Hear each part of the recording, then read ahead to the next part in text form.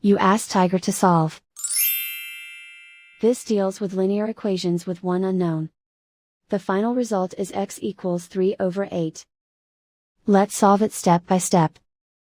Group all constants on the right side of the equation. Subtract 3 from both sides. Simplify the arithmetic.